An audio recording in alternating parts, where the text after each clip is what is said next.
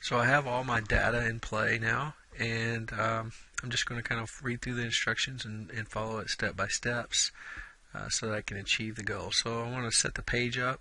It's already set up to ANSI A-size portrait, so that's good. I'm going to set the scale and use my grid lines and just kind of size everything up appropriately. So if I'm going to click inside this first little tick inside there,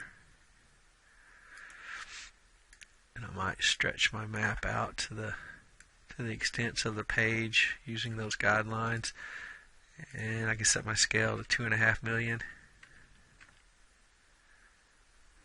Zeros. One more. There we go. That's more like it. So I can pan this over and kind of scoot it to center up. And at that scale, you can see I don't need quite as much of the page. I can use a neat line and maybe bring in some stuff around it. So I'm going to shrink my data frame up a little bit and maintain that 2.5 million scale. So I've kind of got my page laid out basically like I'd like to see it. And now I'm going to start looking at the table for the cartographic design. So the counties should be symbolized based on population per square mile. Well, if I look at my county's data, so if I open the attribute table there, I get a great deal of information.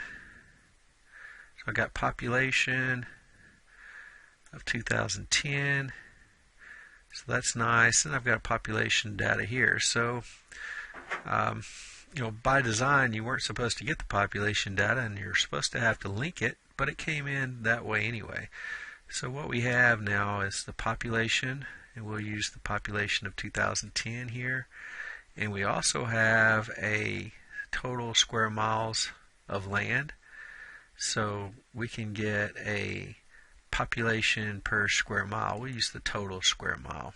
Okay, so we're going to divide population 2010, that's going to be our value, and we're going to normalize it by the square mile total here. So we're not even going to have to join the data because the data that we acquired from GeoStore had the information that we needed.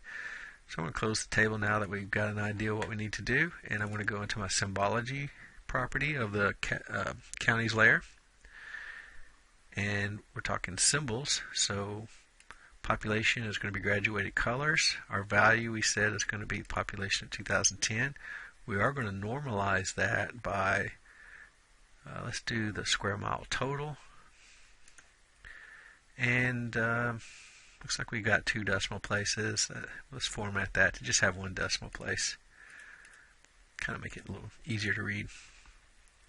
And I don't know that you want the orange, so let's get a nice little, maybe the tans. Those look nice. Okay. So we've got the symbols for our counties. Now the counties need to be labeled.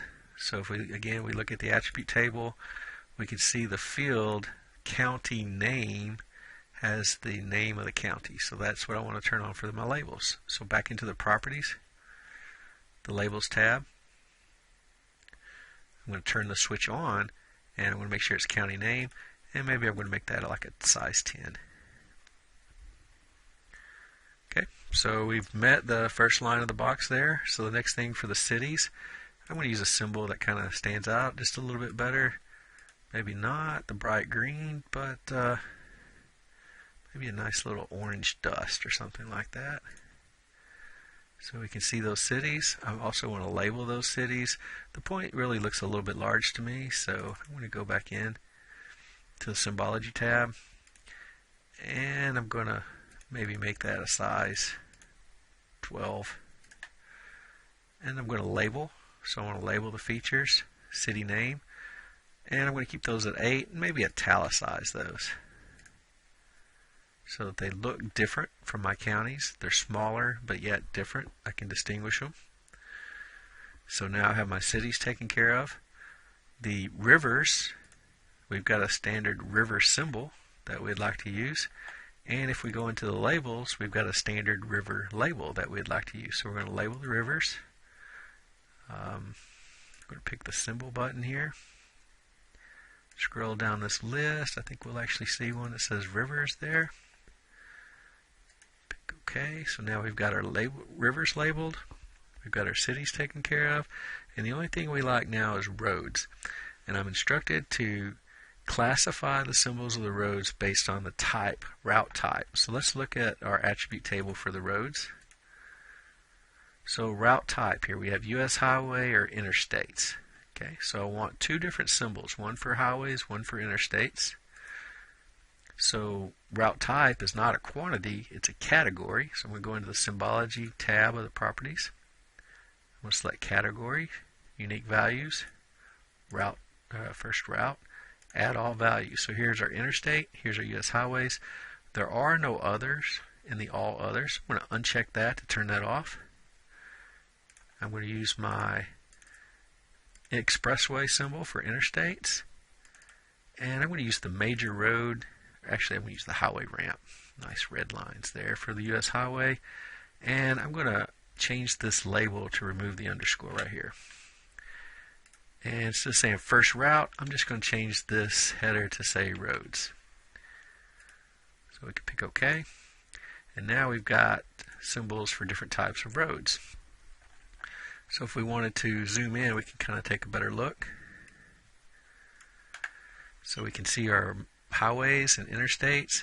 And now we need to label those highways and interstates. That's all we really lack. So I'm going to go back into the tab, Layers Properties, for the Label tab.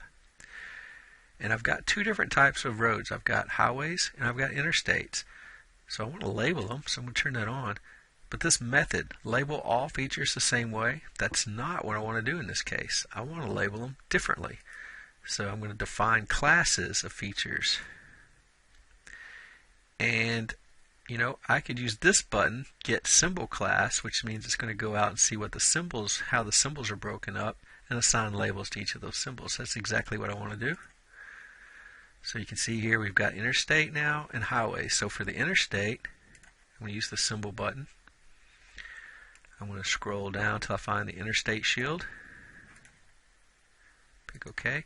Now the label field is not first route because remember that's either going to say highways or interstates. We actually want it to be route number.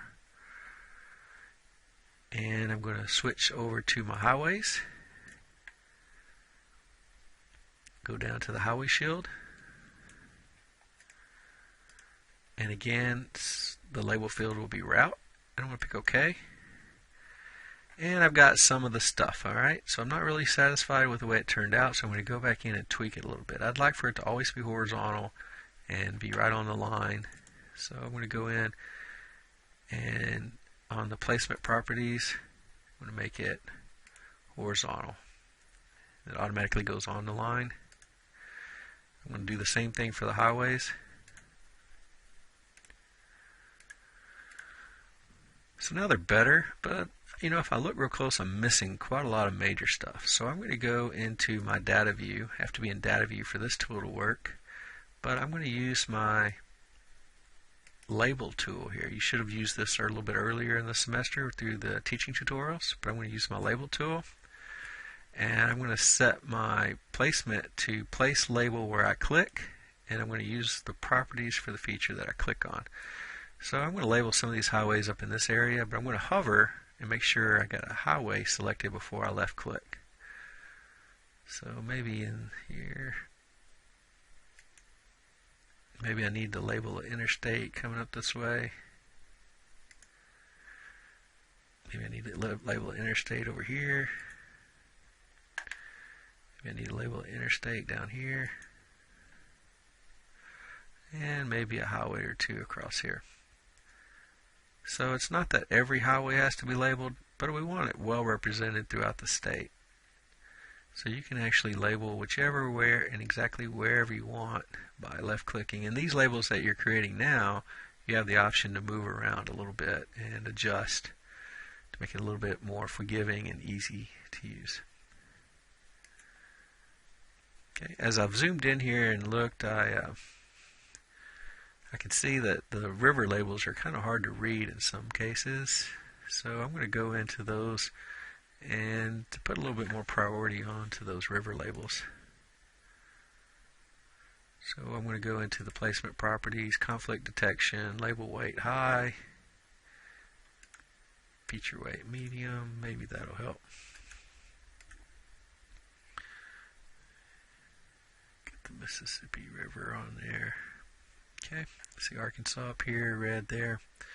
So I think we're in good shape now. So I'm going to go back to my layout view, and I'm going to go to my whole page, and basically that's the project. Now you're left with creating the legend, which the legend in this example that I've given you is probably a little bit more complicated than you're used to seeing. So I'm going to go ahead and work with that with another video coming up behind this one. So if you have any questions at this point, send me an email and let me know. Thank you.